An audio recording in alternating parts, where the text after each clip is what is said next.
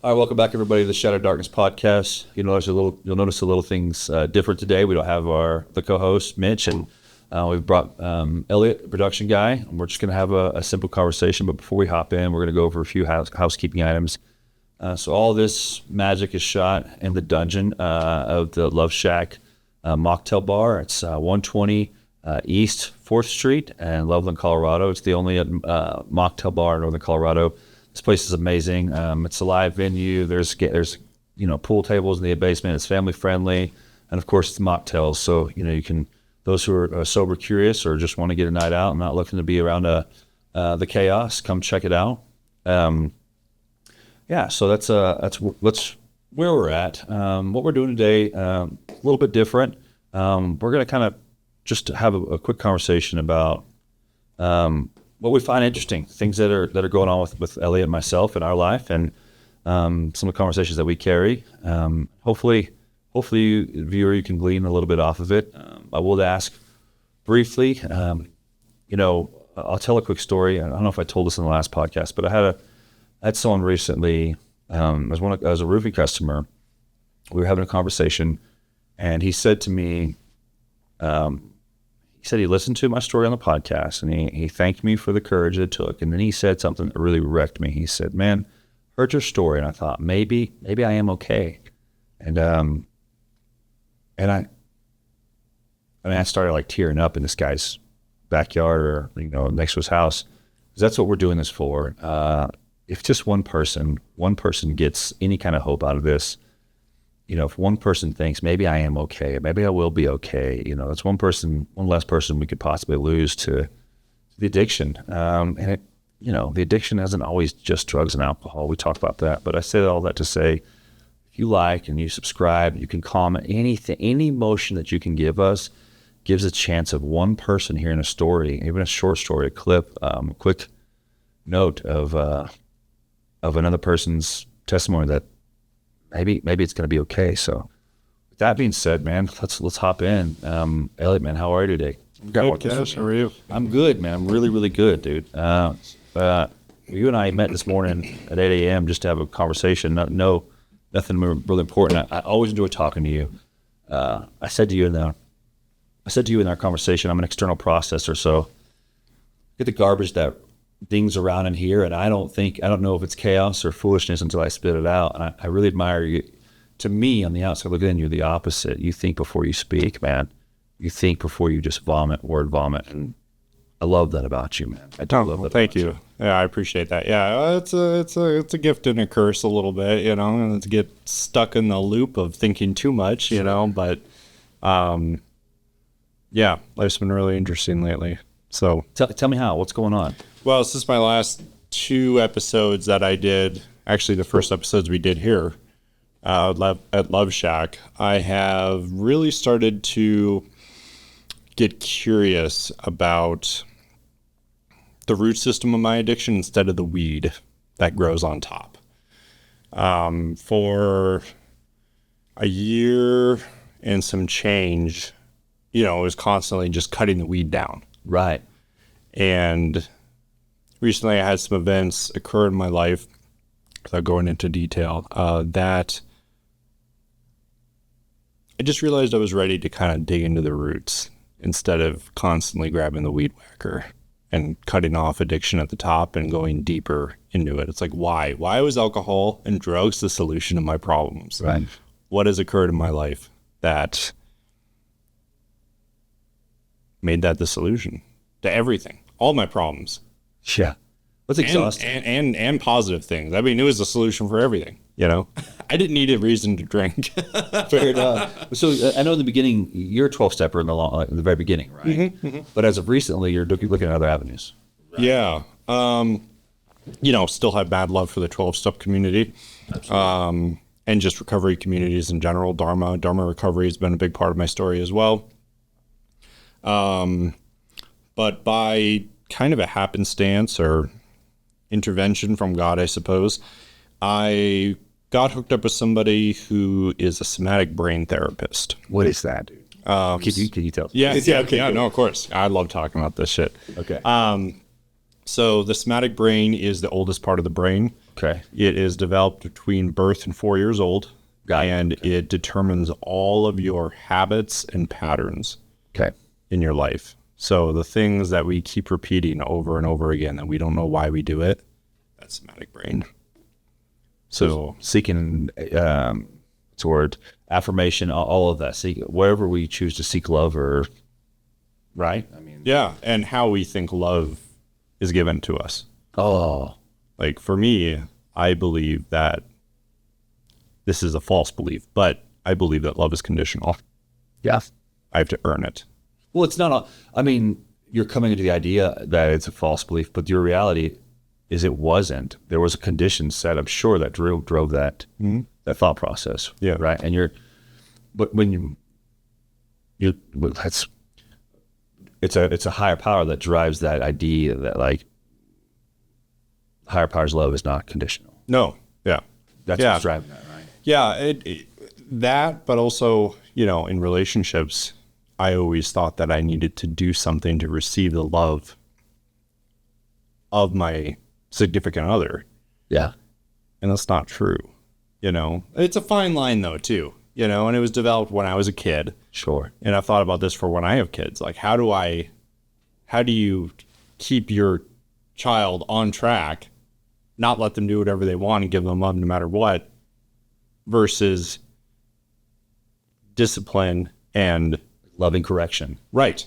Yeah. Yeah. Do you feel like, man, it's so crazy you bring that up. None of this is scripted, right? This morning I was thinking about my wife and my relationship with my wife. Last night she said to me, she did something that was very kind for me that day. And she said, she's like, hey, will you go pick up the kids from youth group tonight? She's like, I did help you out today. And I was like, I see what you're doing there. And I love that. Because I know her heart behind it. Yeah. There was a transactional, you know what I mean? And in our marriage, there's not I don't believe it comes from her. And I definitely try my hardest. So I don't really try hardest. It's not something we do where I'm like, oh, if I do this, then she will. Right. It definitely was in our early stages of our marriage. Yeah. If I do this, then she will. If I do this, then she will. But 100%, we definitely bargain. Like, hey, help me out, man. I did the dishes. Can you maybe, you know what I mean? Sure, There's that transactional, but obviously that's playful relationship management as a husband and wife. Yeah, I think it's different if you're aware of it. Yeah, right. There's a manipulation there that if I find or feel that I'm being manipulated, I rage, dude. Yeah. You know what I mean? Yeah, I do. Yeah. So you said in the beginning you felt like it was transactional. No, that's not what you said. It was conditional. Yeah. And what do you, clearly, I mean, the opposite is unconditional, but like, how are you finding that? What is your realization? What's causing that finding? So there's a revelation from your higher power. And who's your higher power? What would you say? Just God in general? I've just started to call it God. Yeah. Cool. But based on our conversation this morning, we have a lot of similar beliefs. Absolutely, dude. Like very similar. I mean, yeah. Right along with each other. I want to get into that. Yeah. No, for sure. Yeah. I guess I don't really know how to answer the question because it's something that I'm aware of and maybe that's enough, but I haven't really dove into it deep enough to give a fair answer. Yeah. I think the thing currently that I'm digging through is, you familiar with body working? Yeah. Okay. I'll go into it in case any listener that doesn't know what that is. So there's a book, The Body Keeps the Score. I was going to look up the author, but you can just look up. Yeah, great book. Talks about how trauma and emotion, everything the body stores. Yeah. And the body keeps the score. So things that occur to us while we're younger, the body keeps the score on those. So I, in therapy, have started through body working, have started to dive into what my body was keeping score of. And I've revealed stuff from 1 year old and 2 years old. And this was during my second session. The 2-year-old thing is that I don't feel like I'm listened to, and I have to make a ruckus. I have to cause chaos for people to pay attention to me. Yeah. And that was my second session. And my therapist afterwards, she asked, "Are you okay?" I'm like, "Yeah, I think so." She's like, "How are you feeling?" I'm like, "I don't know, like neutral positive, I guess. And she's like, I've never had anybody go that deep in a second session in body working ever. She said that she's had clients for years that haven't gotten that deep. And for me to dive that deep into something like that on the second time, she was worried about me. She was like, I'm amazed you can even speak right now. I'm like, yeah, I feel okay, and after I left, then my entire soul felt so vulnerable for I was like thinking that 4 probably days. super wide open and tender. Yeah, it was. It was. I wouldn't say it was rough. It was raw. It was really raw feeling. You're probably ready though. That's what I told her. Yeah. It's like I knew I had to do therapy. It's like, okay, I should do this. Would you suggest it for anybody else? Oh, 100%. It's a crazy question. Yeah. Right. Do the therapy. Call your therapist. Yeah, exactly. I really believe, and in that book, The Body Keeps the Score, talks about how talk therapy is not effective. It's good, but it's not effective of actually releasing what your body is keeping score on. And I guess I never really explained what body working is. So she'll, it's not a massage, but it's kind of like this. She'll push on parts of my body, and anything that tightens up within me, she'll start working on it and ask me. Honestly, I can't even remember the questions because, I'm the goal is to get to that point, when you're going to sleep and you're just about to fall asleep, but you're still kind of conscious. That's where you want your mind. Yeah, the in-between us. I mean, when I meditate, that's where I'm trying to. Yeah, meditation's a good example too. Yeah. Yeah, that's when the magic starts happening. So you want to get your mind into that state, and whatever tightens up, you just communicate that with her. And she asked me questions about it, and the first thing that comes to mind is what I share. And it sounds woo-woo, But it is. Like, the reality is, like, it is woo-woo, but we're woo-woo beings. Yeah. You know what I mean? We're not just meat suits. Yeah. There's a lot more going on in and around us than we can see. Mm-hmm. I've done some EMDR, right? Yeah, EMDR is really good too. Which is like, kind of look left to right, and it's somewhat the same, where you really got, my experience with, the word trauma is such a buzzword because it's like, well, my trauma, we play on it like it's an excuse to act like a fool. Mm-hmm. Or it's the excuse to not do what we need to do to be well. But my reality has been, or my experience has been, I have to go back to the trauma when it happens, feel it out instead of shoving it and shutting it down for it to release. In meditation, there's a lot of times I'll be meditating, and I have usually some sort of prayer, but I'll get to that in between state, and I'll have a thought that comes across, and I'll twitch. My knee will twitch, my shoulder will twitch. Oh, okay. Something's holding up there. That needs to be addressed. Go journal it. God help me see, whatever, Ultimately, I think the higher power is an incredible therapist, and then I'll send somebody to align with you. I'm like, yeah, dude, me too. Let's flesh that out. Mourn that loss. But keep going, dude. I'm so sorry. No, it's, you're fine. Yeah, I would encourage everybody to do, maybe not initially. I think if I would have dove into therapy as I am now right away, it wouldn't have been as productive. But it goes back to, when I'm ready to do something, I'm ready to do it. And when I do it, it just works. It needs, the timing is, the timing is full. I want to say the timing is right, but it's different. It's like we arrive to the place where the timing is complete. The time is birthed the moment. This is okay. This thing we need to work on in you now. This, when I say we, it's you and the higher power, right? Through whoever facilitating that. But I think that's such a kindness of, there's a couple kindness of I call my creator, right? Mm-hmm. That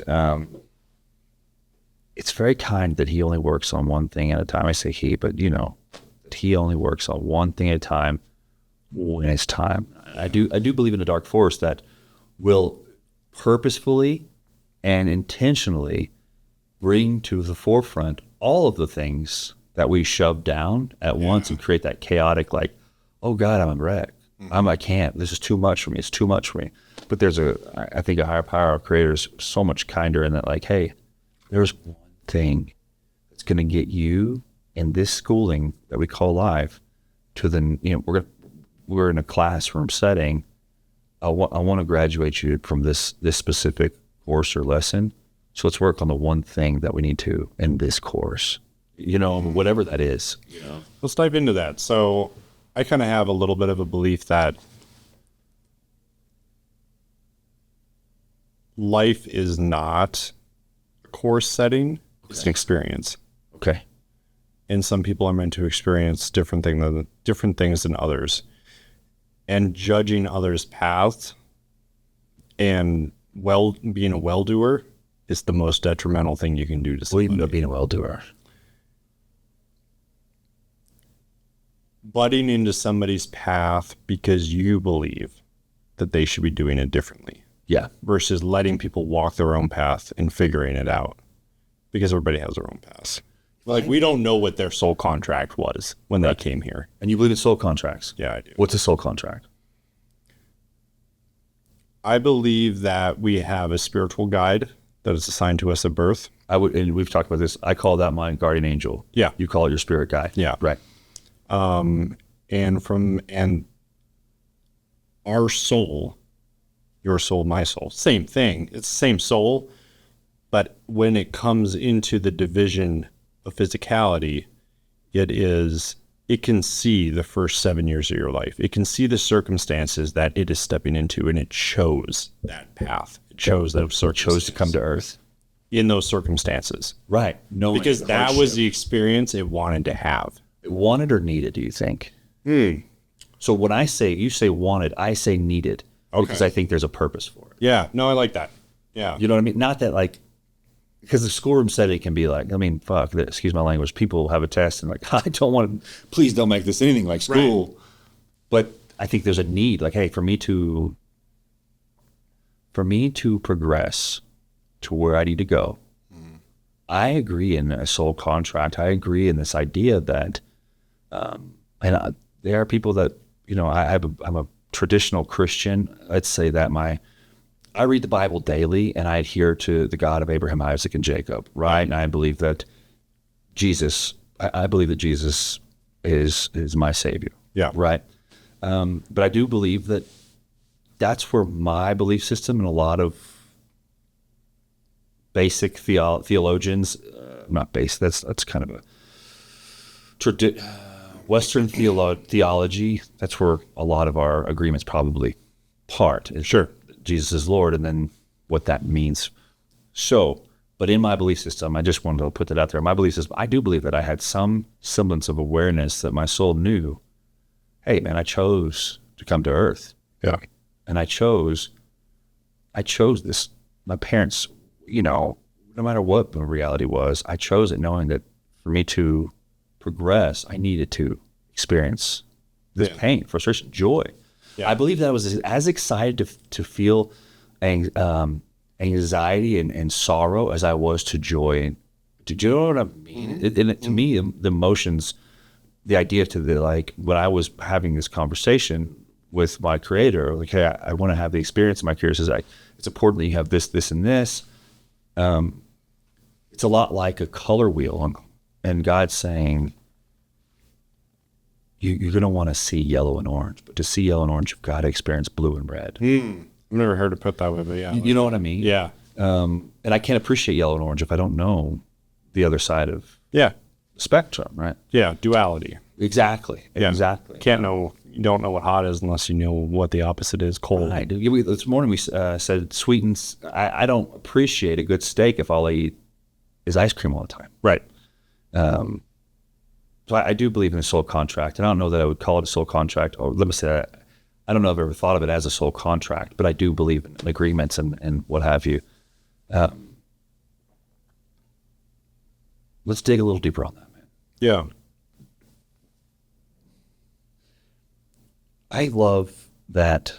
Dig deeper on the theology. I think that you and I practice our faith radically different. Mm-hmm. Or maybe we label it differently, but we practice it much the same. We talk to a God. We prayed together this morning, right? We talk to a God that we believe is once our highest good, that loves us unconditionally. right? And how we practice that looks different, but I think that what we're doing here, Shadow of Darkness, is pretty kick-ass. We don't have to agree on everything for us to move mountains. Yeah. You know? Yeah, absolutely. Yeah, and I think that we need good critics in our life. Yeah. Because good critics in our life expose things that we don't necessarily see. Yeah. Yeah. I want to pivot a little bit, as for the listener or the viewer. It's like, what the hell does this have to do with recovery? Hold on. Before we pivot, I'm with you. What I really, really appreciate is, like I said, you and I don't practice our theology of the belief system about God the same. But I know last night that I was in a place where I really needed encouragement. And I was praying. I was in the car. I was praying, and there was a song on about David and Goliath. And it reminded me of like a preschool Christian song. You know? And really, I was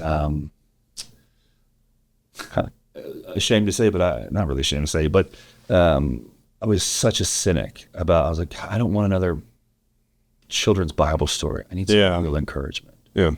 Right? And so I turned it off.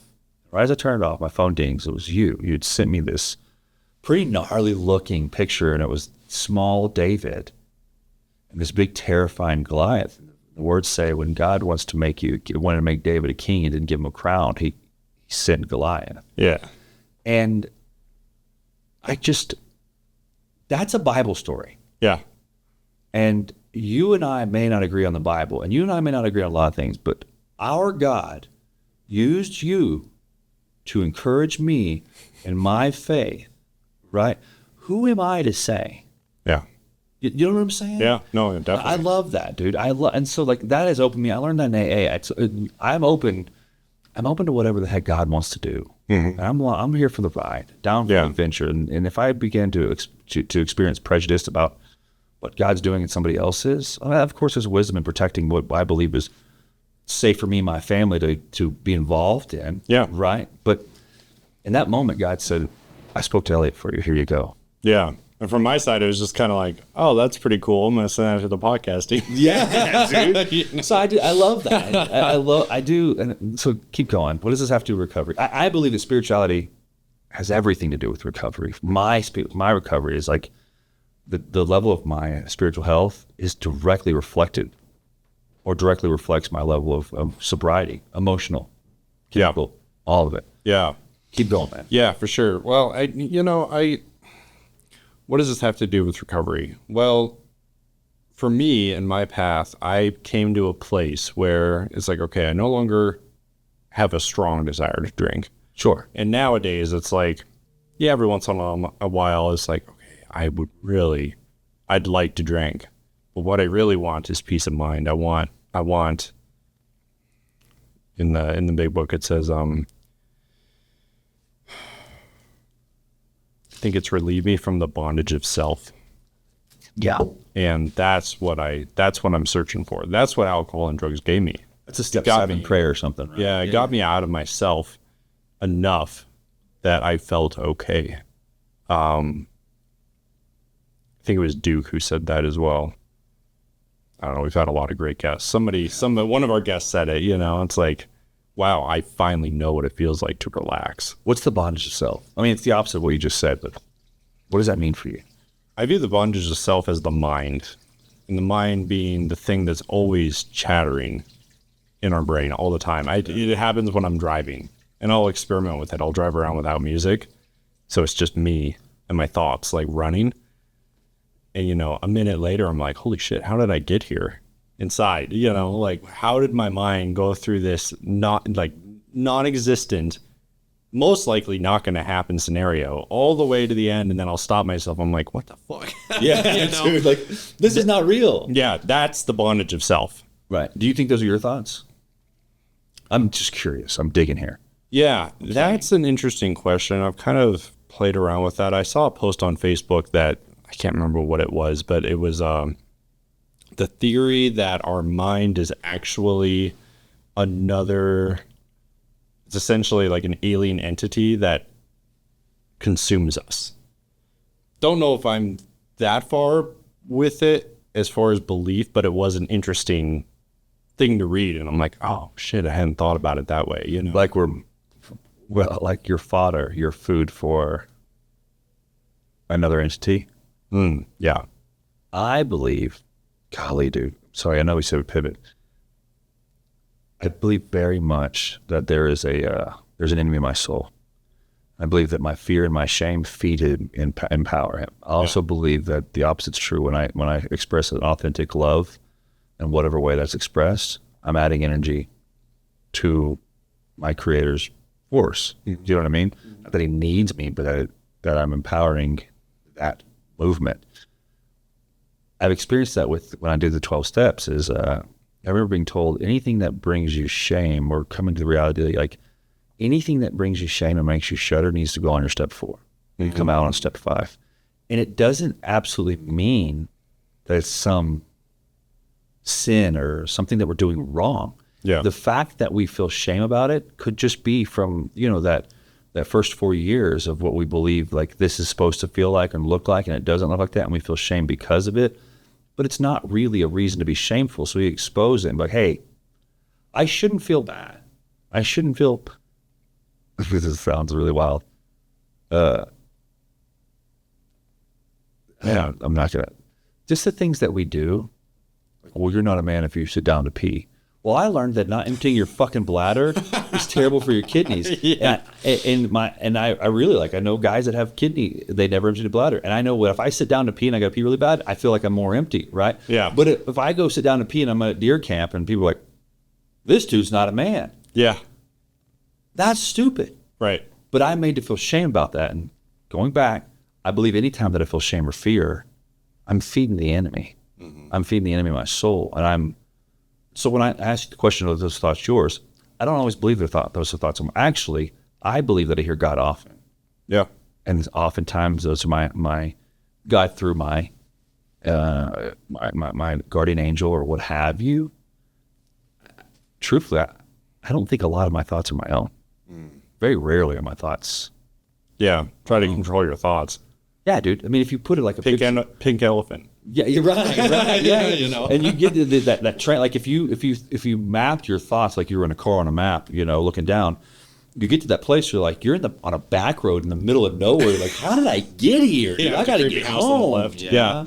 Yeah. So I think the thought life that's where it starts. They say make a reservation for a drink. Maybe I used to do that. Like maybe when I don't have to work, I can smoke some weed. Well, maybe when I don't have to take a drug test, I'll be okay smoking weed. Now, I don't know anybody else's journey, but for me, smoking weed was not a good thing. Yeah. Right? That's just my experience, right? So, but back to why this matters for our sobriety, right? Going back to the thought life and like the therapy thing. Do you think it's crazy important that every human being goes back to whatever that trauma is driving? Yeah. Yeah. My understanding of trauma has significantly changed over specifically the last year, but over the last 5. I remember my brother was in a relationship with somebody and she's like, oh, I have PTSD, and she's like, I remember how to 19, 20 years old. This is a number of years ago. And I told my brother, I was like, she needs to be careful saying that, dude. There were people with actual PTSD, and I just had this judgment about it that that's not real trauma, right? There's this stigma behind trauma that it has to be, you have to go to war or physically abused or you saw a traumatic event. That's not what trauma is. Trauma is not so much what happened, it's how your body perceived what happened. That's good. And then it gets stored. Yeah. Because 2 people can experience the same thing and one has trauma and the other doesn't. Dude, I used to be so ashamed that my story wasn't bad enough. Interesting. Yeah. Like you hear these stories like, golly, bro. But then I've shared my story and people were like, golly, bro. Right. Yeah. I've always said that, I think God sends the right size Goliath for every human being. Oh yeah, for sure. And I also think that we have the ability Jordan Peterson calls it slaying the dragon. Do you like Jordan Peterson? I love him. Love Jordan Peterson. I love that you love Jordan Peterson. Yeah, dude. yeah. Go ahead. There's one episode with Chris Williamson. When I drive home, it's about a 3.5 hour drive. That podcast episode is like 3 hours and 20 minutes, and almost every time I drive back, I listen to it because it's so dense. There's so much information. Who's Chris Williamson? He's one of the largest podcasts, Modern Wisdom. I think he's like number 4, 3, 5. It's in the top 5 of the largest podcasts out there right now, and interviews and sits down with a lot of different kinds of people. Just amazing. So what was this specific one about? Oh, man. This podcast talking about another podcast. I mean, yeah.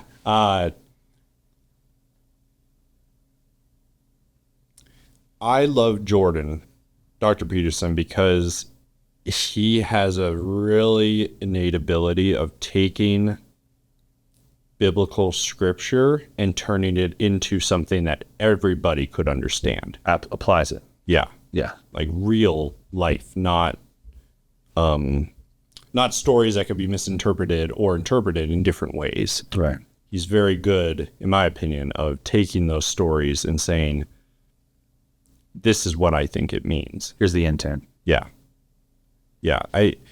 The Bible's really pretty amazing because it was written over a long period of time by a lot of different people, and then somehow, some way was put into a chronological order. Yeah. It wasn't like one person sat down and wrote it. It was many people over a long time, and then somehow all of that came together. Yeah. I mean, it's really quite amazing when you think about it. The deeper that you dig into it, the more incredible it gets of how, like, this is a cool thing. I'm sorry I robbed you here, but there's the first 12 tribes of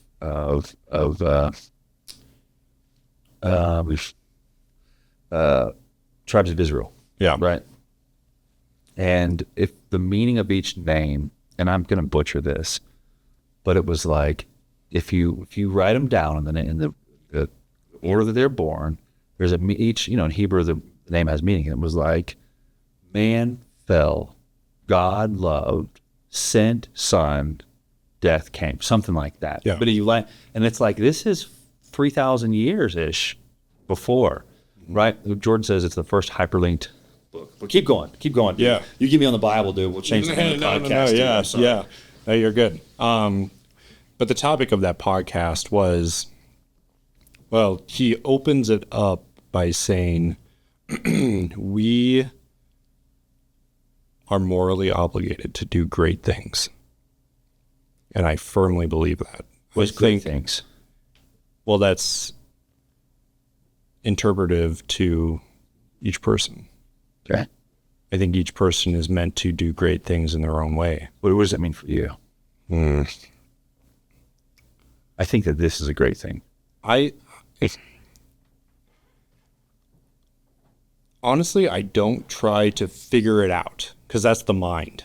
You know what I mean? Yeah. The mind is very good at figuring things out. It's great at driving.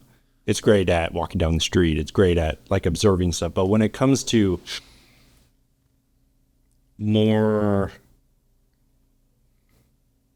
less actual things in the immediacy of the present moment, okay, it's not so good at that, because then the spiral starts. Well, it's just danger. Yeah. But here's the deal. You just said something, and I want to dig on you here a little bit. Like that. I want to dig. I want to flesh this out. Yeah, I'll do as best as I can. No, absolutely. Some of this stuff I'm still learning, Well, when we stop learning, usually it means we're dead. Yeah. Right. But you said that Jordan Peterson suggests that we have a moral obligation to do great things, right? But if I don't know what greatness is for me, then I'm drifting. For me, a great thing is to raise 3 good men. I got 3 little boys, and to make them men that know how to love a woman and how to treat their fellow men. Yeah. That's the greatest thing I get to do. Yeah. I mean, in 100 years, this will all be gone, and my name will be forgotten, but my bloodline, God willing, will carry on just a little bit of the progress that we made on being great men. Yeah. That's greatness for me. Loving my bride. Yeah. Unconditionally, as faulty as I am, that's a great thing. So when I ask you, if I could if I could suppose some things, like I think that what we're doing here is a great thing. Yeah. This is a great thing. You sure? Can I share the dream? Is it That I had? Yeah. so you told me you had a dream this morning. I'm a dreamer. I'm like literal dreams. I love it, dude.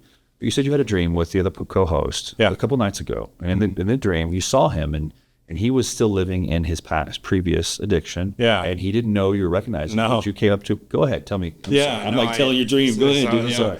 No, I saw Mitch and I was like, oh, that's Mitch. And I somehow knew that this was 2 to 3 years in the past. I just had the fruition of that. Yeah, yes. And I went up to him and I'm like, hey, Mitch, you don't know me. My name is Elliot, but we're going to do great things together. He was drunk. He's like, what the fuck? No, like he just, and his wife was there as well. I didn't really interact with his wife, Ashley, as much as, at least I don't remember. Sure. But you said we're going to do great things, yeah, which is required from you by your belief that Jordan Peterson's in his teaching. yeah. And I think it's important that everybody does, that we are morally obligated to do great things because life is so difficult that if we do not strive for the greatest good, each of us independently, that is our mission. And if everybody did that, the world would be in a lot better place. And if you don't do that, you're going to fall into cynicism, and eventually you will start falling down the path of doing very Fruitless. I don't like saying things are good or bad because that's my observation of things that label it as good or bad. No, we've had this conversation. I agree. I agree. Who are you? Yeah. Right. Who am I to qualify what's good or bad? Right. Just a guy. Yeah. But I know what fruit and good fruit, bad fruit tastes like. Right. You know what I mean? Like Yeah. that's a fruitless endeavor for me. And whatever area. So keep going about the podcast, man. Yeah. Like I said, it is stuffed full of information. I'm probably going to listen to it. Yeah, and I like listening to it over and over again because every single time I pick up something new in my understanding based on where I listened to it last time to where I am in that moment, growth has occurred. Yeah. And my interpretation of knowledge and information changes. And I'd like to go back just a little bit because we never really fleshed this out. But what the hell does this have to do with recovery and sobriety? I think that every single person, not only in life but also in recovery and sobriety, eventually comes to the place where they ask, "What the hell am I doing? What am I doing here? Why?" Yeah. When I was a kid, I would ask my friends, probably 6, 7 years old, what do you think the meaning of life is? Because I don't know why. That was just like a buzzword when I was growing up. Probably why you started drinking, dude. Yeah, right. Yeah, probably was. Got a little too doomy about it, you know. Yeah. But I think that everybody is eventually placed in a position where they will ask themselves that question, and they can either rise to the occasion and say, "I don't know, but I wonder what comes next," or you just spiral out into drift into say inexcellence, but that's not a self-sabotage. yeah. Yeah. I think it's vitally important that everybody, this is something else they brought up in the podcast, speak what you believe is true and hold by whatever consequences come from that. Because if you put up a mask and this idea of what you want people to believe you are, nobody really knows who you are, including yourself, and you'll get lost in that. And then when opportunities open up for you, they're not opening up for you. They open up for this thing that you've created over here. So when you're authentically yourself, when opportunities come to you, those opportunities opened up for you. I had somebody text me the other day. They were invited to do a production like a theater production. And she's like, I don't know if I should do this. I don't want to drive to Laramie twice. I'm like, I won't say her name, but I'm like, dude, this opened up for you. They saw you perform, and you don't know what's going to happen after this. And I think it's important not to always be a yes man, because that can get you in trouble as well, but to Yes and no. yeah, it's a little. I we can dig think into that's that, where but- it's important to listen to your body, because your body knows the score, and it knows what is best for you.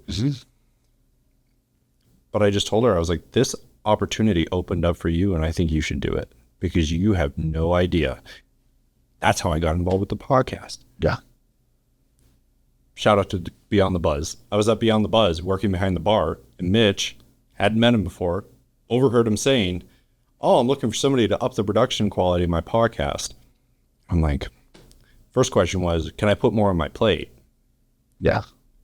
And then I'm like, maybe. That's Let's the just first see question. where this goes. That's a hard one for me to answer. I'm not going to go further than that, but like, I'm always like, I can't add one more. Yeah. And it's tell ourselves anything to keep ourselves safe. Yeah, I guess kind of where I draw the line with that is that if I have time to spend 3 or 4 hours on this doing absolutely nothing, I have time. Yeah. This is not self-care. Everybody, dude. Yeah. Scrolling on my phone, not doing anything productive is not self-care, And look at how, like, I did not plan out the growth of the production on this podcast. I started with this camera, Yeah. that one camera, and now we have 3 professional cameras, lights. It's just, and I didn't plan any of that out. I just kind of like threw myself in the river and just was like, take me there, Dude. But you had to say yes to that. I do want to get into that. I surrendered. That's what it was. I think surrendering, this is a big thing in recovery. We are all control freaks, dude. As far as I've noticed. Yes. I've never met somebody in recovery who has not struggled with the idea and the perceived perception of control Yeah. over our environment. It's kind of a joke of a term, control. Also, tell me more. Well, you just don't have it. Yeah. You don't have any. The more you try to grab, the less you get. Mm-hmm. The more you want to hold, the less you'll have. Yeah. I mean, it's like time, dude. The more you try to hold on to time, the more time you don't have and waste. It's a paradox. But control. But you found, your life is more in control when you surrender. Yeah. That's a crazy paradox, but it's absolutely true. And surrendering looks like saying yes to a Laramie opportunity, yes to a podcast, Yeah. yes to something like, dude, I don't know, but life throws at you the opportunities of what it is you think you want and chase, or like what you think you need, right? Life gives us, it's that law of attraction, dude. You're attracting this stuff, dude.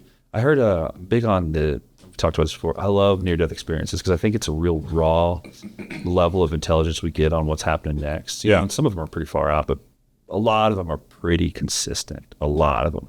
And I heard one the other day that was it seemed pretty founded, and this person met their guardian angel, right? Their spirit guide, and he asks him, what do you think is the most important thing in his life? And he said, well, to love. And he's like, that's a really good answer. I'm glad that you think that. But actually, the most important thing that you do in this life is that you are authentic. What would be the difference? Between authenticity and love, man, I think you experience one through the other. So like if I'm totally authentic and who I'm supposed to be, who I'm created to be, I will encounter that which I love and which loves me. Mm-hmm. You know what I mean? That's Yeah. a byproduct. Yeah. Right. That's my creator. That's things I love to do. It's, watching you with these cameras, you slid over the phone, like, look at the camera quality of this camera, that camera. I got to fix that. And I was like, looks good to me. Do you know what I mean? That's what everybody tells me too. And I'm sitting there like picking out the tiny little things, But that's kind of how that works, dude. If I give you 2 bowls that I made on a potter's wheel, you'd be like, man, chili tastes good out of both of these. I like it. I'm like, yeah, but this one's good and this one's shit. You should put them on a record player and watch them spin. You know what I mean? Right. And you're like, I don't. But that's my authentic love. Yeah. The perfection of a piece coming off the pottery wheel. Your authentic love is doing cameras. I want to kind of bounce off of this into what you said earlier, or what came across, but this idea that doing something great at the beginning for me and you. You and I are sitting miracles. People looked at us and thought, that guy is hopeless, right? And here we are, productive members of society. Yeah. Sobriety for us was great. You said earlier, I don't think much about drinking, and when I do, it goes away. It's not something I just wake up and crave. That's nuts. Yeah. Do you know what I'm saying? Oh, yeah. I mean, I was the guy that I had most people, they have this science down, right, of like how many drinks they need. But mine was really honed in to the point where it's like I knew exactly how much I needed to pass out and have some when I wake up. Right, dude. On my bedstand. Yeah. Ready. And I'd wake up and I'd chug that. And then I'd hit the liquor store on my way to work and get some more. And for the guys in the kitchen, and yeah, it is pretty crazy. And people back in that time when I got arrested, to go listen to my 3-hour rant, my other 2 episodes, but people looked at that and said, this is bad. But I wouldn't be here right now without those things occurring. Yeah. So what is good or bad? I don't think I'm the qualified umpire to call balls and strikes are good or bad. I know in my life, I know things that are healthy and unhealthy. Yeah. But I can't label previous circumstances good or bad because it's the truth. I wouldn't be in the marriage I am today if I wouldn't have failed so poorly or failed so greatly. Yeah. But the pursuit of you have a moral, what did you say? Moral obligation to do great things. I think sobriety is the first rung on a ladder of greatness, right? I think that to begin to find your authentic self, it starts with sobriety. I used to listen to this guy who did a lot of, meditation and learning how to do that. And I remember one of his books, the intro to one of his books says, none of this matters if you're not sober. If you're struggling with any addiction, start there. I was like, damn, dude. You know what I mean? Like, I'm trying to skip this step. I want to go to the next one. And it's like, no, the first rung for me is to be free from whatever is captivating me or holds me captive. I got the zones here. Yeah. I scroll on my phone. I'm still a captive to a lot of things. Yeah. But not the severe things that were killing me immediately and taking me off of my level. That there are things that my creator's like, hey, we'll deal with this. Mm-hmm. Let's deal with the dumpster fire in the room so we can get you behind cameras. Yeah. You know what I mean? So we can get you on Potter's Wheel. So we can get you as a father showing up at baseball, But that greatness, the great things they look different for everybody. They do. Yeah. And I think it's important to it seems like a monumental task, do great things. Well, what the hell does that mean?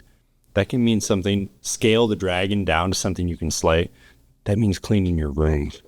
Brush your teeth. For me, greatness is brushing my teeth, dude. Yeah. Life gets on to me. Yeah. It just starts with one step, and you really, once you do that, figure out the next great things that you can do. Yeah.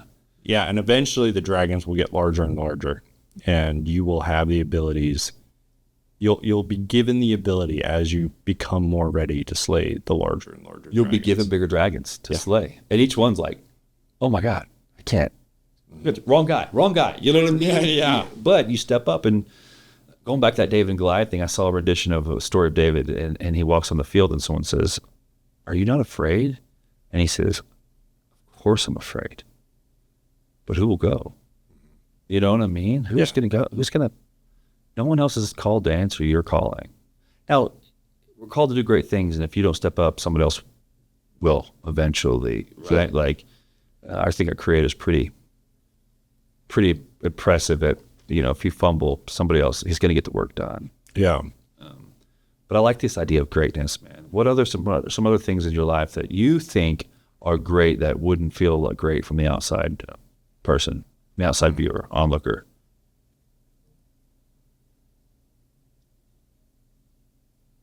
Put you on the spot. Yeah, that's a tough question, honestly. Because right now in my life, I feel that everything I'm doing is greatness. That's an amazing place to be. And it's not, but that doesn't mean that it's easy. Oh, of course, no. But did you think that this reality existed for you at any point, like in your the level of going back with the idea that you said that everything that you're a part of feels like you're doing great monumental things, right? The guy passing by, it won't, because his greatness is not the same as your greatness. But for you, you're doing great things in all areas of your life. Did you think this reality existed for you in your addiction? I didn't. I think I knew it existed, but I didn't know the path to get there. Okay. And we talked about this a little bit this morning. It's like, I know I'm on A and I know I want to get to Z, and I was trying to figure out the rest of the alphabet, and that's the surrender thing. Yeah.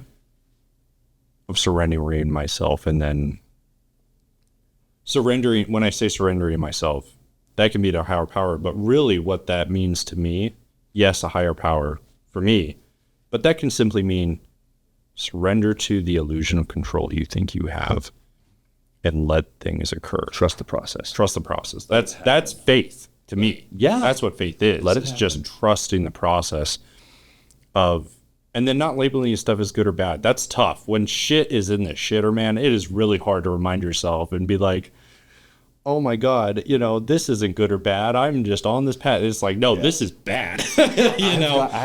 I'm of the opinion that I snap to good on everything. That's not my initial.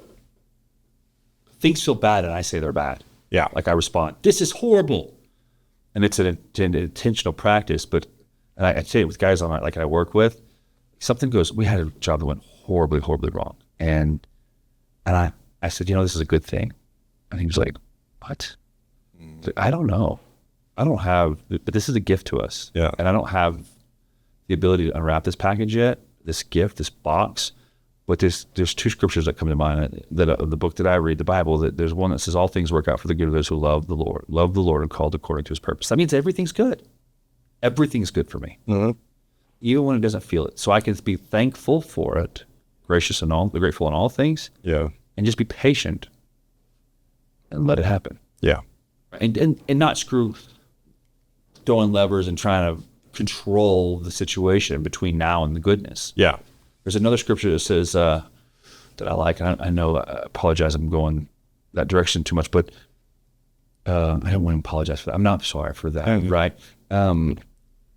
It says, "Man makes his plans, but the Lord directs his steps." And to me, that's like my plan is I'm here, and I want to be here. This is my plan. But I surrender to the fact that A and B or A and Z, and God's like, well, we're going to, you know what I mean? And you end there, yeah. Excuse me. But because I think that we'll have some kind of vision of what we want to do. Like for you, I keep going back to that. Just videography, and I say videography because it's an art form. Watching you do it is an art form. You geek out on it in such a positive way. There's a journey here for you in that, right? I think it could be greatness in this, which I think is already great, but you're going to grow in this, yeah. Right? And the plan. Mm-hmm. The plan is to make great content, but you trust the steps. Don't get stuck in the minutia of stuff. Yeah, in general, yeah. I mean, yesterday doesn't exist, and neither does tomorrow. Yeah. So we do whatever is today's offering, best that we can. And sometimes today serves up a plate of shit. Yeah. I want to jump back too because I had a thought. It's difficult to know yourself unless you lose yourself. You have to lose yourself first. Friction causes growth. Tension, yeah. Yeah. And whatever that friction looks like. A divorce, anything. Yeah. Breakups, going to jail because of addiction, DUIs, losing your kids, all of these debt, things. family. Yeah. All of these things cause growth if you steward it. Yeah. What were we going to say? That's what I've always said. No, that's great. Yeah. Yeah. What does that look like, stewarding hardship to you? I have an answer. I can give mine first while you. Let me hear yours first. Gratitude.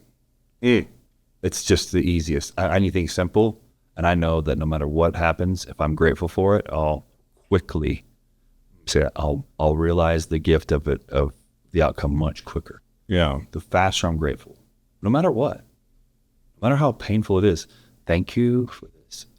They say that the anxious part of your mind and the part of your mind that experiences anxiety and drives anxiety, and the part of your mind that drives gratitude are the same part, and you can't have one. It's two sides of a card. You can't look at one side if you're looking at the other. Yeah.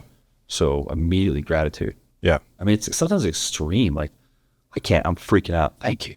Thank you. Thank you. Like, I mean, almost neurotic. Thank you. You know what I mean? Yeah, right. But go ahead. That's my answer to the question. No, I think that's a great interpretation of it. Stewarding hardship. Yeah. I guess for me, through experience, throughout everything that's happened, and specifically in the bad, there's always been an overall feeling that it's going to be okay.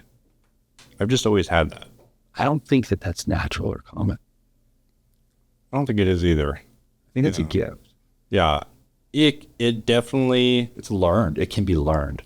It can be learned, but it also put me in some dangerous situations, like, driving drunk and being like, this will be okay, and it was. Don't do Until that. it wasn't. Yeah. Right. Don't ever do that. But I think that for me, somehow, somewhere, by someone or something, that belief was just instilled in me.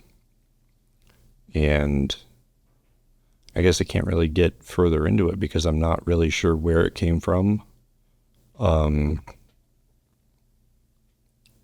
Just through my experiences. Do you think it was more prevalent after your sobriety? Or maybe you allowed it to be more? I think the willingness, not conscious willingness, but literally chemical willingness to accept that and surrender to it became greater. I had an aunt that my mom used to, it's my mom's twin. She's passed now. My aunt, she used to always say, it's all going to work out. Yeah. Everything. And I remember learning that from her and realizing, okay, everything is not going, like I heard this in AA, everything's not going to be okay. Everything is already okay. Mm-hmm. Right? And accepting that it's going to work out the way that it needs to. Yeah. The way that it needs to isn't always comfortable. Yeah. Oh, definitely. Because it will probably most likely contradict what your desires were and what you think should happen. Right. That's where the surrender comes in. Yeah. Right. And it's funny. I like that. Dude, I feel like with surrender, I don't want to get away from that. Surrender looks a lot different. Well, I'll tell guys, that ask advice, what do I do? What do I do? What do I do? And the answer is always so easy to me now. And it's easier said than done, but it's like, well, first thing I would do is go to your creator and say, hey, help.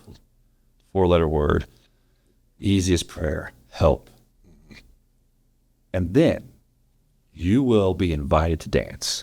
Yeah. Someone will come to you and say, hey, come with me to this meeting. Hey, man, come check this out. Have you tried this? And that's when that control, we get a chance to be like, okay. And immediately, like you said, I don't want to. But I'm willing to surrender whatever, because there's always someone's going, man, I feel like if you're willing to reach out to your higher power, if you're willing to reach out to God, he's going to send a life preserver. Yeah. And in AA, you got to reach out to that life preserver like a drowning man. You know what I mean? Desperate. Yeah. And I think for those, who might be listening or viewing this that don't believe in a higher power or a creator, I think that realizing that you need help and going to the first person that comes to mind is the same thing. For me, personally, I view that as your mind wants to survive. Well, I should change that. Your mind actually wants to kill you. If you follow what your mind wants you to do, I mean, intrusive thoughts, man, are brutal, sometimes. Depends on, yeah. Yeah, there's some of the stuff that goes through my head. I'm like, whoa, that was a brutal one. Absolutely, dude. But if you can come to a state of calmness within yourself, the answers will come. And if you're in a position where you know you need help, reach out to the first person that comes to mind. Because they might not be able to, but they might know somebody. I think that is your higher power. I think that is I think it is too. Yeah, but it's an imperative that you believe that. Yeah. Like, I don't need you to believe what I believe. If you're willing to make the phone call to whatever first person comes to mind, that's not your dealer. You know what I mean? Yeah, right. Yeah. Like, if the plug comes first, which is very, very positive, like it could happen. Think of the next right person. But, going back to my belief system, where two or more are gathered, I am with you. Mm-hmm. Right? So when you reach out to that other person, I believe that you're reaching out to God. Yeah. Right? And, man, we said this morning. If I didn't need other people, my Creator would put me in a desert to get well and just work on me there. And, there are people that have desert experiences, right? And there's a season of that. But we never are left alone. Yeah. We need each other. We need that person. That. And you need that person, and that person needs you. Yeah. It's not always the savior. No. Yeah. Definitely don't ever view yourself as a burden. Because whoever you reach out to for support or help or even just a conversation might need that conversation more than you did. Maybe not need. We'll value that conversation as much. I would say need. I would. They might not recognize they need it. Sure. But I think it's needful. One of the guys that works with me talks about, I'm going through the steps with another guy, and he said, yeah, that guy's keeping you sober. And I'm like, it's such a funny way to think about it, but that's the facts, dude. When I am helping somebody focus on sobriety, I am focusing on sobriety. Yeah. And not just being sober, but the practices and principles that sobriety requires. Yeah, I really believe that people that have gone through addiction and continue into recovery are a special breed. We are a special breed of people. Tough nuts, bro. Tough, and also we have been given a task. We have been given a monumental challenge, which is essentially improve or die. Yeah. Like, you don't get to coast. No, right. Yeah, exactly. Yeah, we're very aware of the whole... if you're a flower, you're either growing or dying. There is no between. There isn't, man. I tell my oldest son that, because he's 13 and he's talking, can I drink when I'm 21? Can I, he asked me he's like, what is this end like? I'm like, oh God, help me. He's 13 years old. Right. And I said, I can't speak for anybody else's bloodline, but I know who's above me and mine. Yeah. And we don't have the liberty to play. Mm-hmm. Well, that's not true. Life is fun. I'm very playful.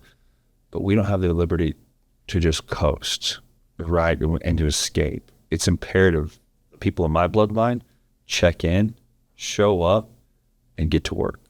Mm-hmm. You know what I mean? And get to work is fun when you're doing the authentic work that you're created to do. But escaping is the opposite. Yeah.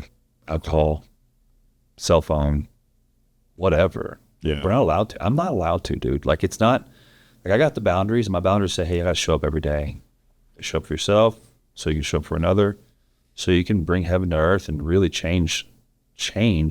help change lives.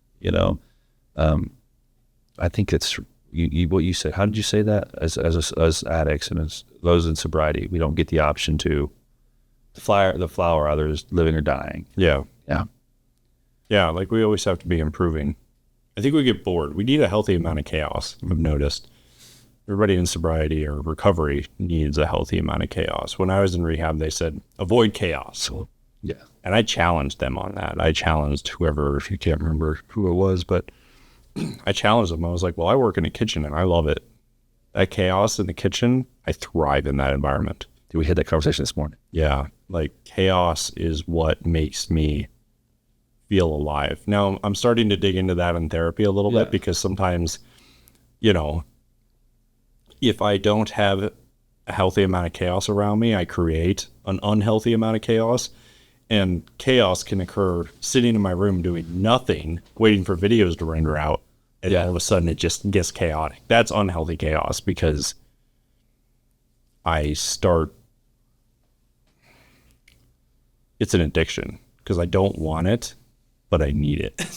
Sorry, my son made me a necklace and it just broke. We had that conversation this morning. I create, well, and I'm not so much anymore. And I think that's I love this little thing. I've learned, someone said to me recently, I love it. I was at a meeting. This guy said to me, I love it when you're here. And I was like, you don't even know me. That's what my thought was. Yeah. So why do you say that? I said, there's always a piece about you when you're here. I'm like, who are you talking to? Like, I'm really and people that know me, I was too much. Oh, you're too much. You're too much. Yeah. I was chaotic. But there's a piece in me that, because this journey of being called by your creator to greatness is chaotic, dude. Yeah. It's a roller coaster, and it's terrifying. It really requires a substantial amount of faith. Yeah. And it's a blast. Like, it's incredibly fun and terrifying. I mean, you're slaying dragons, like you said. There's plenty of chaos for us to experience in our journey, for us to not need to create it. Yeah. You know what I mean? It's a blast, dude. Yeah. Getting called to speak, getting called to serve, to getting called to I mean, bro, you've had it. Someone will reach out to you and be like, dude, I've burned my life down again. And you're like, oh God, what do I say to this guy? You know, like, yeah, hold on. All right, God, help me out here. You know, right, yeah. That's terrifying. And you don't know what you're going to say. But that person did what you said, called the next person they thought about. And, you know, it's funny because not a lot of people do that. I remember at the beginning reaching out to somebody.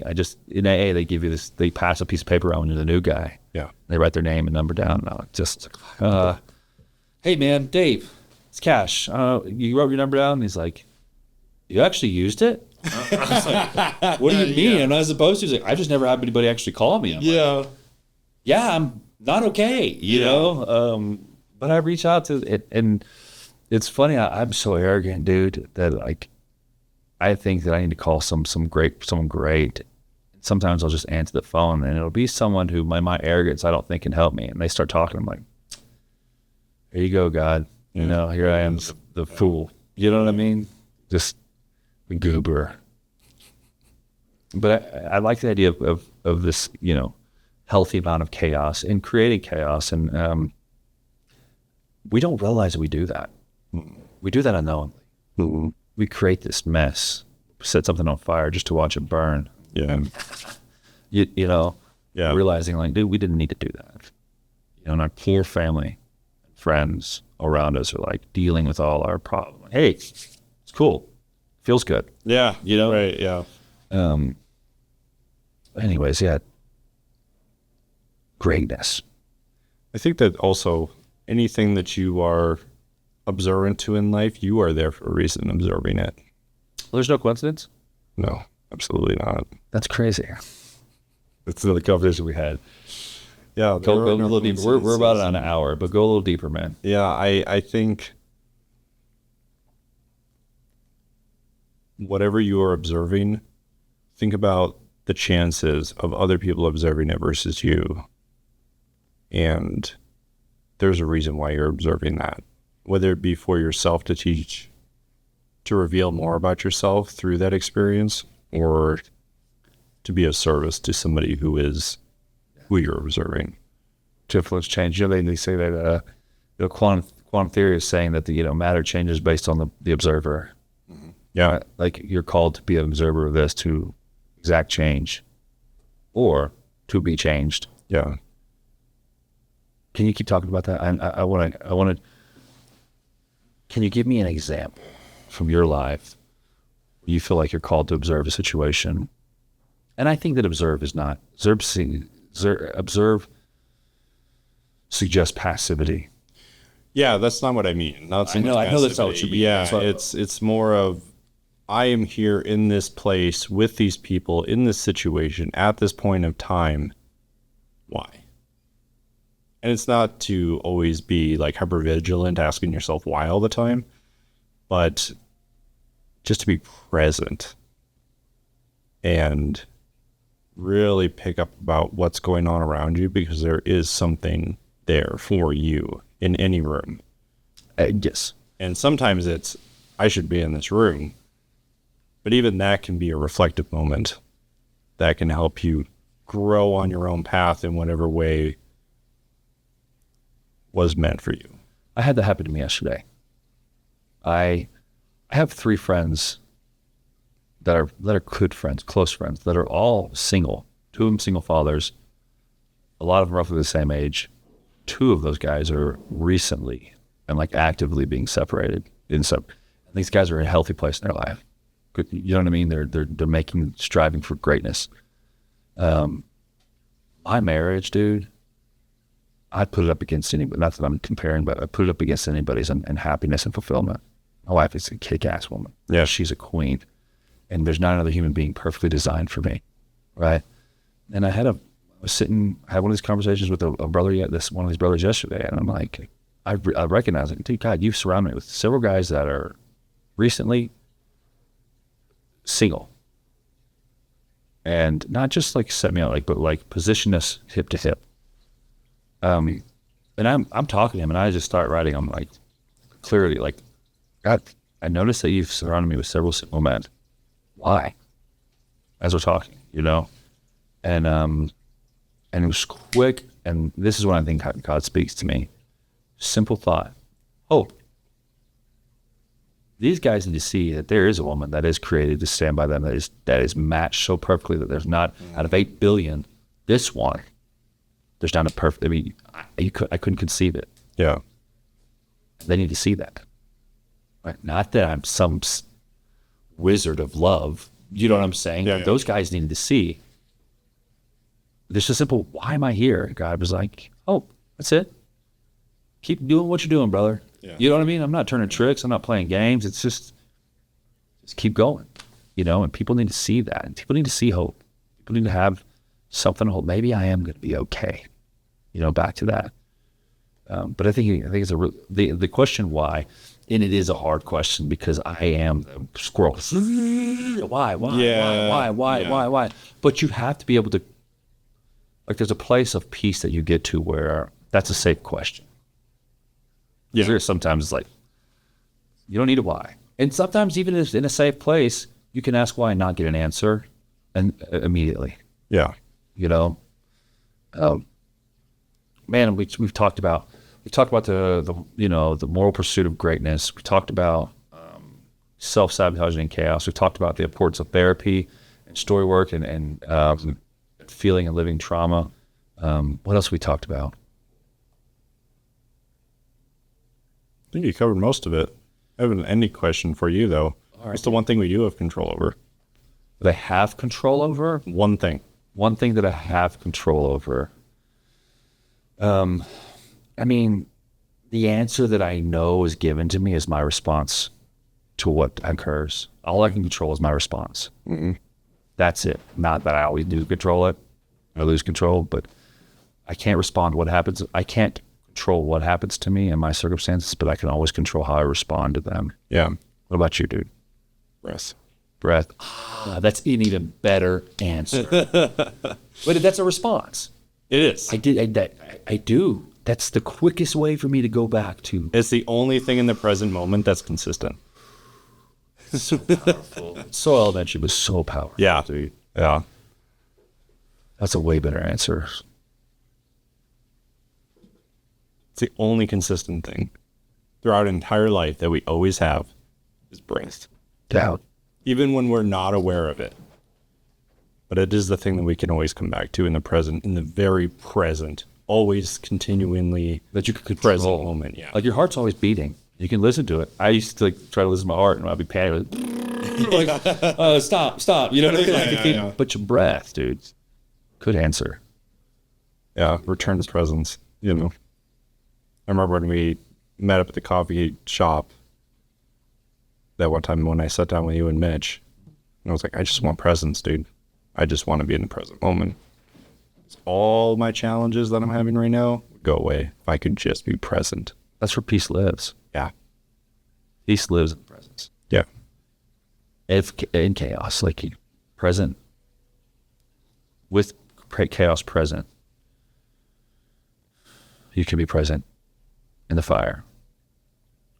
It's so, I know we're about to end, but I'm going to dig into that. Do you think chaos lives in the present? Because to me, chaos is either the past or the future. Peace does live in the present moment.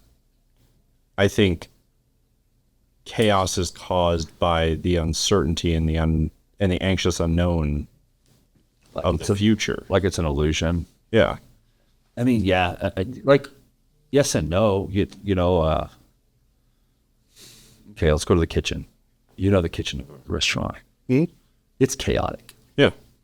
But you are uniquely qualified and skilled to steward that chaos with ease because you know how to handle it. So I would agree that chaos is an illusion. It's past, present, or it's stepped into like, oh man, this is chaotic, but you can still have peace. So, I mean. So is it chaotic then? What, the kitchen? Yeah. If you're in there with presence and peace, is it really chaotic? To me, yes, but to you, no. The cook. Right. It's the perception, observation thing. But if I sit still and watch, I'm watching you guys like ants just. Right. Then I can see, oh, there's an order here. Mm-hmm. There's an order here. In death and everything. So, I mean, I think you're right. I think the question was, is there chaos in the presence? Is that a real thing, or is it an illusion, or is it the past or present? I added, is it illusion, but is it a past or present? I think you're right. I think chaos is a choice to step into. Mm-hmm. We were trying to breath work. I've had to do that a lot this week, dude. Just like, can't control it. Can't square it. Won't try. Yeah. I do it, boys on the ball field. Breathe. I fall and they hurt, screaming. Listen, dude, you gotta breathe. Yeah. You gotta breathe. If you can focus on breath, everything else goes away.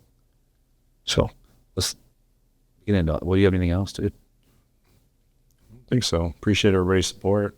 Appreciate you, Cash. I'm happy you're on the team. I love it, man. Thanks for inviting me in. It's been a blast. I love these conversations. It doesn't feel monumental, but one day somebody will listen to this and be like, man, maybe I should breathe a little. Maybe it will be okay. Yeah. Maybe I am okay. Yeah. Pause. Trust. Heard a poem today. Bar back here, the bartender here, read a poem today, and every other, the repetitive, like trust. Trust. That's faith. Well, thank you guys for listening. Please subscribe, subscribe. Anything else, brother? Come see me at the Love Shack. Yeah, dude. And then we do have just another shameless self-plug. The Beyond the Buzz networking event this Friday, 9:30 to 11. Sober, curious, not sober. I mean, please do come sober. But yeah, any networking that you want to do, we need help with the business. You want to meet other people. It's the best networking environment I've ever been in, where there is no mask. You don't have. Let me say it. A mask is not required. So come see us. We'll see you next week. Thank you so much. Until then.